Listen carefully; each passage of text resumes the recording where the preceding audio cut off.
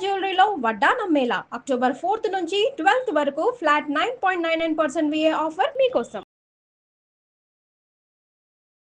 నమస్కారం, మీరు చూస్తున్న సుమన్ టీవీ. నేను మీ కీర్తి. జనరల్గా ఇంటి నుంచి బయటికి వెళ్ళినప్పుడు లేదా బయటి నుంచి మళ్ళీ తిరిగి ఇంటికి వచ్చినప్పుడు కాళ్ళు కడుక్కోవాలి ఖచ్చితంగా అని చెప్తుంటారు. దాంతోపాటు గోర్లు తీసి ఎక్కడ పడితే అక్కడ పడేయకూడదు, వెంట్రుకలు తీసి ఎక్కడ పడితే అక్కడ పడేయకూడదు అని చెప్తూ ఉంటారు. బట్ అది ఎందుకు, లాజికల్గా దీని వెనకాల ఉన్న రహస్యం ఏంటి, ఏం చేయాలి, ఏం చేయకూడదు లాంటి విషయాలు మనతో పంచుకోవడానికి ప్రముఖ ఆస్ట్రాలజర్ బ్రహ్మశ్రీ నందిబట్ల శ్రీహరి శర్మ గురుగారు ఉన్నారు. నమస్తే గురుగారు. వాగర్థావివ సంపృక్తౌ వాగర్థ ప్రతిపత్తయే జగతః పితరౌ వందే పార్వతీ పరమేశ్వరౌ ఆదిత్యాయ చ సోమాయ మంగళాయ బుధాయ చ గురు శుక్ర శనిభ్యశ్చ రాహవే కేతవే నమః. శృంగేరి జగద్గురు పీఠాధిపతులకి, కంచిపీఠాధిపతులకి నమస్కారములు తెలియజేసుకుంటూ కార్యక్రమాన్ని ప్రారంభిద్దాం. గురుగారు, జనరల్గా ఇంట్లో పెద్దవాళ్ళు ఉన్నప్పుడు ఇంటిలో బయటి నుంచి ఇంటికి రాగానే ముందు కాలు కడుకో చేతులు కడుకో అంటే అరే నేను ఇప్పుడే షూ వేసుకొనే ఉన్నాను, అసలు షూవే ఇప్పలేదు, నేను ఇప్పుడే ఫ్రెష్ అయ్యేసి వచ్చాను, నేను బాగానే ఉన్నాను అని అంటూ ఉంటాం. ఈవెన్ గోర్ల విషయంలో కూడా ఇదంతా మూఢనమ్మకం, గోర్లు తీసి ఎక్కడ పడితే అక్కడ పడేయకూడదు, మంగళవారాలు తీయకూడదు, శనివారాలు తీయకూడదు అంటారు. వెంట్రుకల విషయంలో కూడా అంతే. బట్ దీని వెనకాల అసలు రహస్యం తెలుసుకుంటే అట్లీస్ట్ కొంతమంది అయినా ఆలోచిస్తారు ఎందుకు చేయకూడదు అని చెప్పేసి. సో ఆ లాజిక్స్ ఒకసారి నాతో షేర్ చేస్తారా? తప్పకుండానమ్మా. మనకు మన ఆచార సాంప్రదాయాలు ప్రతి దాని వెనకాల ఒక సైన్స్ దాగి ఉంది. ఇదేదో మూఢనమ్మకంగా మన వాళ్ళు పాటించట్లేదు.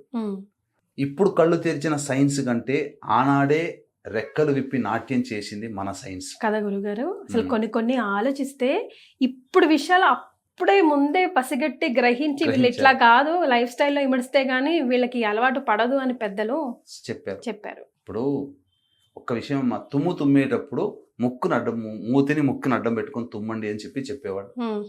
ఇప్పుడు అది జరిగింది ఏమైంది?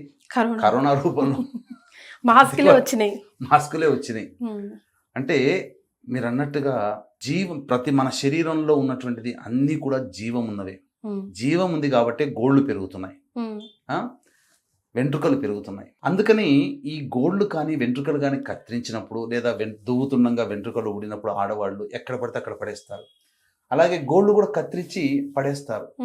ఇది పొరపాటున పడేసినటువంటి 24 గంటల లోపల పొరపాటున గోళ్ళు కత్తిరించినటువంటి వాటిని కానీ వెంట్రుకలు కానీ ఎవరైనా తొక్కారనుకోండి, అంటే ప్రతి వ్యక్తికి ఒకే రకమైనటువంటి జీవశక్తి ఉంటుందా? ఉండదు. మీకు ఒక రకమైన జీవశక్తి ఉంటుంది, నాలో ఒక రకమైన జీవశక్తి ఉంటుంది. కానీ అందరూ చెప్పేది ప్రతి వ్యక్తి రంగు ఒకటే, ఎరుపు రంగే అన్నట్టు. మరి ప్రతి వ్యక్తి బ్లడ్ గ్రూప్ ఒకటే ఉంటుందా? ఉండదు కదా. లాజిక్ మరి. కాబట్టి ఇక్కడ ఏంటనంటే ఒక వ్యక్తిలో ఉండేటువంటి జీవశక్తి ఏదైతే ఉంటుందో అది 24 గంటల వరకు ఎక్కడున్నా అది ఉంటుంది.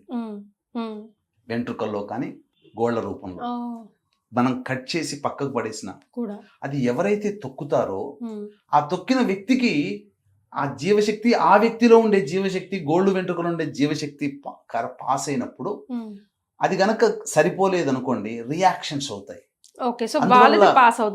వాళ్ళకి తొక్కినప్పుడు పాస్ అవుతుంది కదా. అప్పుడు ఏమైపోతుంది, ఆటోమేటిక్గా బాడీలో కొన్ని నెగిటివ్ సిమ్టమ్స్ వస్తుంటాయి. అంటే తినలేకపోవడము, వాంతి చేసుకున్నట్టుగా ఉండడము, వికారంగా ఉండడము, కోపం పెరగడం, ఇవన్నీ. ఎందుకు ఆల్ ఆఫ్ అ సడన్ ఇప్పటిదాకా బానే ఉన్నాను, ఆల్ ఆఫ్ అ సడన్ ఇట్లా జరుగుతుంది ఏంటి అని అనుకుంటా ఉంటాం కదా. అందుకనే మన వాళ్ళు బయట నుంచి రాగానే కాళ్ళు కడుక్కోండి అని చెప్తుంటారు.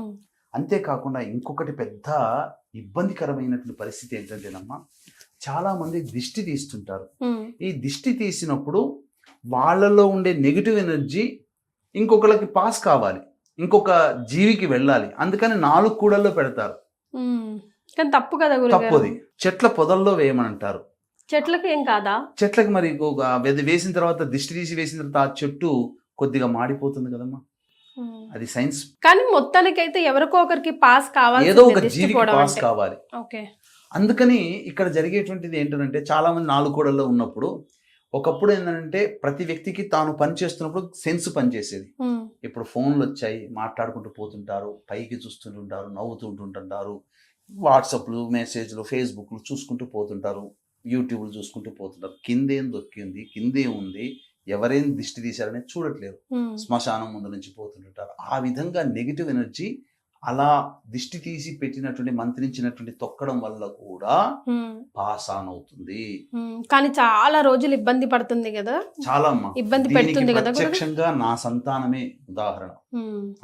అందుకనే ఇక్కడ ఏంటనంటే ఆ గోళ్ళు తొక్కినా, వెంట్రుకలు తీసివేసినవి తొక్కినా, లేదా దిష్టి తీసి తొక్కినా, ఎవరైతే ఉంటారో ఇంటికి రాగానే బయట ఖచ్చితంగా కాళ్ళు కడుక్కొని ఇంటికి రావాలి. నేను ఇంతకుముందు చెప్పినట్టుగా నా సంతానమే అన్నాను కదమ్మా. ఎందుకు చెప్తున్నానంటే మా అబ్బాయి అమ్మాయి చిన్నపిల్లలు, వాళ్ళు ఆడుకోవడానికి అట్లా వెళ్తుంటుంటారు. ఈ 4 కూడల్లో సైకిల్ తొక్కడానికి, మరి ఇది వాళ్ళకి ఏదో తొక్కి ఉంటారేమో, అన్ఎక్స్పెక్టెడ్గా అకస్మాత్తుగా వాళ్ళకి జ్వరాలు వచ్చేసేసాయి మొన్న. పోతే డెంగ్యూనా, మలేరియానా, అనేక రకాలుగా, అసలు మీరు నమ్మరు, పారాసిటమాల్ యాంటీబయాటిక్ వేసినా తగ్గలేదంటే మళ్ళీ పట్టుకురండి అని అంటే, తగ్గకపోయేసరికి తీసుకుపోయి అన్ని రకాల టెస్టులు చేస్తే అన్ని నార్మల్గా ఉన్నాయి. సో ఇది దిష్టి అని కన్ఫర్మ్ అయిపోయి అంతరం వేయించిన తర్వాత ఆటోమేటిక్గా చల్లబడిపోయింది శరీరం. నిజమే గురుగారు, ఇది కూడా నేను ఇంతకు ముందు నమ్మేదాన్ని కాదు, కానీ ప్రాక్టికల్ గా మొన్న మధ్య నేను కూడా ఎక్స్పీరియన్స్ అయ్యా. నేనే నా సంతానానికే ఇది జరిగింది. అప్పుడు నేను కూడా నమ్మాల్సి వచ్చింది. అంటే నేను దిష్టి మీద నాకు ఒక అంత అవగాహన నాకు లేదు, ఏముందిలే అని అనుకునేవాడిని. మీరు కూడా, నేను కూడా. కానీ నా సంతానాన్ని చూసిన తర్వాత బాధపడి ఆ యంత్రం కట్టగానే తగ్గిపోయిన తర్వాత చాలా మటుకు నిజం ఇది. కాబట్టి వీక్షించేటువంటి ప్రేక్షకులు కూడా గమనించాల్సిందంటే 4 కూడల మధ్యలో తొక్కినా కానీ, అందుకనే శాస్త్రంలో ఏం చెప్పబడింది, రాగానే ఇంటికి నుంచి రాగానే ఎక్కడికి బయటికి వెళ్ళినా కాళ్ళు కడుక్కొని రమ్మని అంటారు. పెద్దవాళ్ళు ఎవరైనా మన ఇంటికి బంధువులు వచ్చినా ఫస్ట్ నీళ్లు కడుక్కోవడానికి ఎందుకు ఇస్తామంటే, వాళ్ళు ఎక్కడెక్కడో తిరిగి వచ్చి ఉంటారు.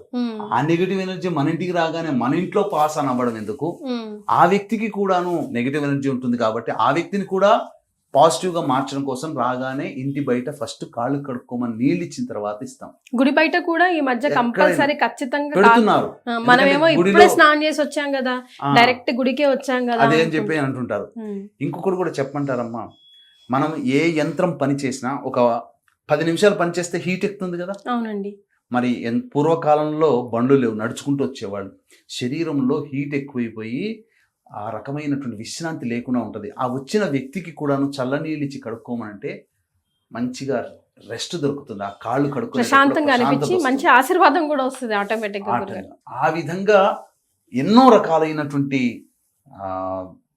గృహ సూత్రములు, గృహ ధర్మాలు, ఇంటి నుంచి వచ్చిన వ్యక్తికి కాళ్ళు కడుక్కోమని చెప్పడం, అలాగే ఆ సంబంధించినటువంటి సైన్స్ ప్రకారం కూడా మనకు రావడం. అంటే ఏంటి, కాళ్ళు కడుక్కుంటే నెగిటివ్ ఎనర్జీ. అందుకనే ఖచ్చితంగా బయట నుంచి ఎప్పుడు బయటికి వచ్చిన పిల్లలకైనా, మా వాళ్ళు షూస్ చేసుకున్నారు కదా, ఏం తొక్కలేదు కదా, షూస్ కూడా కాదు, కంటికి కనిపించినటువంటి నరదృష్టి పూర్తిగా బిగ్గెస్ట్ ఎగ్జాంపుల్ కరోనా. కాబట్టి ఖచ్చితంగా కాళ్ళు చేతులు కడుక్కోవాల్సిందేనమ్మా, అందులో సందేహమే లేదు. రోజుకి ఇన్ని సార్లు ఏమైనా కడుక్కోవాలని ఉంటుంది, కనీసం పక్షంలో 3 సార్లు అయినా కానీ కాళ్ళు కడుక్కోవాలమ్మా. Yes, right. చాలా సంతోషం గురుగారు, ధన్యవాదాలు. సర్వం శ్రీ ఉమామహేశ్వర పరబ్రహ్మార్పణమస్తు.